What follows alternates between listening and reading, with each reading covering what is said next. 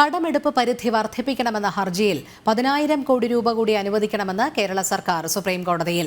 മുൻകാലങ്ങളിൽ കടമെടുപ്പ് പരിധി സംസ്ഥാനം പൂർണ്ണമായും ഉപയോഗിച്ചിരുന്നില്ല. അതിനാൽ ഉപയോഗിക്കാത്ത ബാക്കി തുക കൂടി അനുവദിക്കണമെന്നും കേരളം. അതേസമയം ഒരു സംസ്ഥാനത്തിന് മാത്രം പ്രത്യേക സാമ്പത്തിക പാക്കേജ് നൽകാനാകില്ലെന്ന് കേന്ദ്രം വ്യക്തമാക്കിയിരുന്നു. ജിഷ്ണു കൃഷ്ണൻ ചേരുന്നു. ജിഷ്ണു, വിവരങ്ങൾ.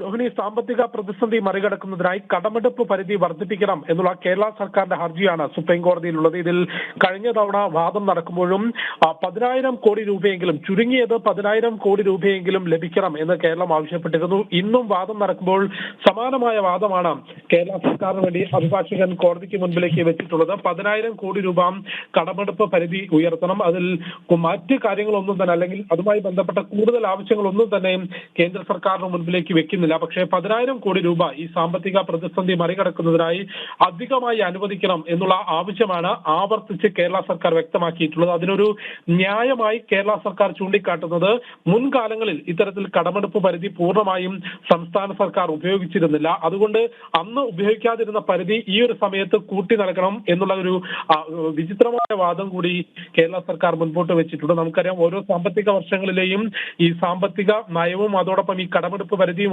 ഉൾപ്പെടെയുള്ളവ ഓരോ സാമ്പത്തിക വർഷങ്ങളിലും കൃത്യമായി കാൽക്കുലേറ്റ് ചെയ്തുകൊണ്ടാണ് മുൻപോട്ട് പോകുന്നത്. അതുകൊണ്ട് ഇപ്പോൾ കേരളം ആവശ്യപ്പെടുന്നത്, മുൻപ് കടമെടുപ്പ് പരിധി മുൻകാലങ്ങളിൽ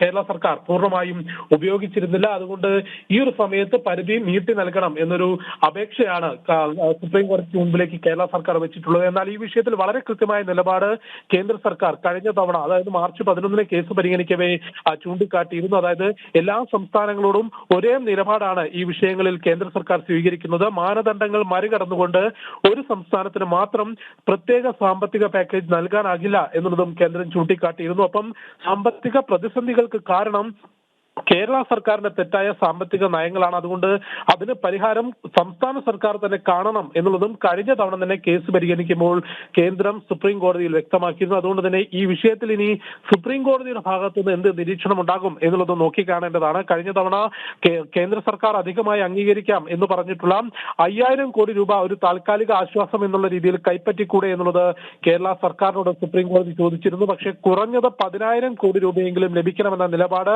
ഇന്നും കോടതിയിൽ ആവർത്തിക്കുകയാണ് കേരള സർക്കാർ ചെയ്തിട്ടുള്ളത്.